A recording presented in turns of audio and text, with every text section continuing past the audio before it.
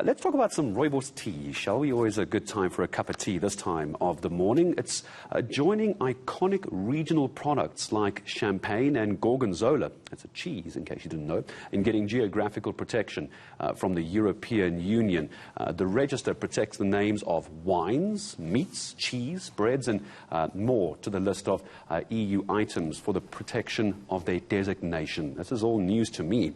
The registration also going to allow South Africa's Rooibos industry to use the EU logo on its products to indicate quality and authenticity to consumers over in Europe. Well, let me stop telling you about what an incredible achievement this is, and let's say good morning to the Secretariat of the SA Rooibos Council, Ms. Marthane Swart. Good morning, Marthane. It's a pleasure speaking to you. So it sounds like this is going to make the world of difference as far as getting a fancy EU label. But what does this mean for the Council, and what does it mean for Rooibos itself in South Africa?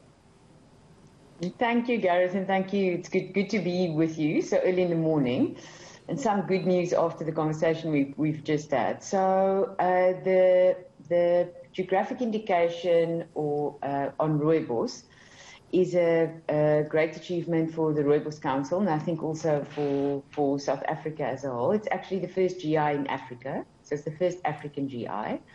And what it means for those of us who have not read the papers, who haven't listened to all the media coverage over the past day, is that only Rooibos that is grown in the Cederberg biosphere and processed in the Cederberg biosphere can be called Rooibos.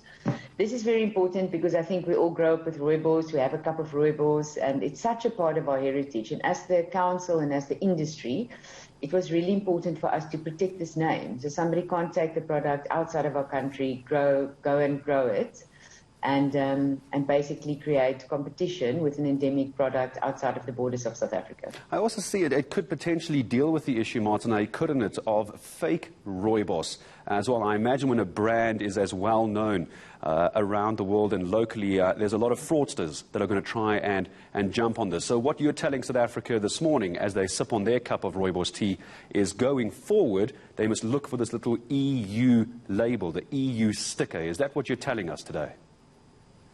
Well, I'm not sure whether we're going to use the EU sticker on local level, but consumers can rest assured that we have the Agricultural Product Standards Act, and this is well audited on local and international level. And there is really a number of processes in place to ensure that when we export Rooibos, this is the real thing going outside of the borders of our country. And also if you buy Rooibos on the shelf of South Africa already, this is the real thing.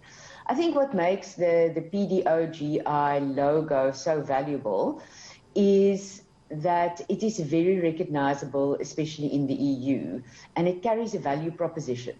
So it's really telling the EU consumer that this is a tea you've been enjoying for a long time, but this is not just any tea. This is a special tea that is coming from a specific geographic area.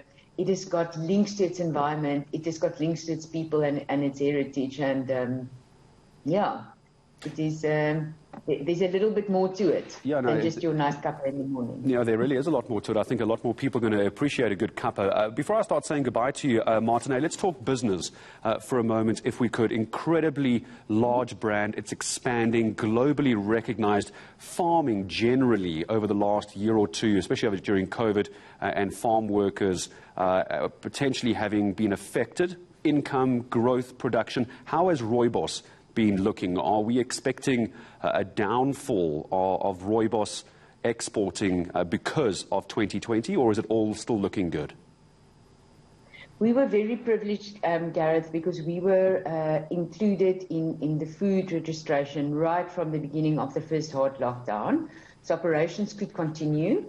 Obviously, as with all export products, we saw a little bit of congestion in the harbours in the beginning, but this was really sorted out by the government, and especially by the Western Cape government. They were really helpful in assisting us to address the issue. So we have been going along well, and farm workers and those workers in processing facilities. So I think it's one of the industries where we managed to, even though we are in a global and a local recession period, one of the industries that has really managed to hold their own and to look after their people. And for that, we're very grateful. It certainly sounds like the industry has been looking after those who put all the hard work in. Marthane Swart, thank you very much indeed. Is the Secretariat of the SA Rooibos Council. Fancier and fancier is our favourite tea. It's getting the geographical protection from the European Union. It's going to make such a difference with authenticity on the international market. Congratulations to them.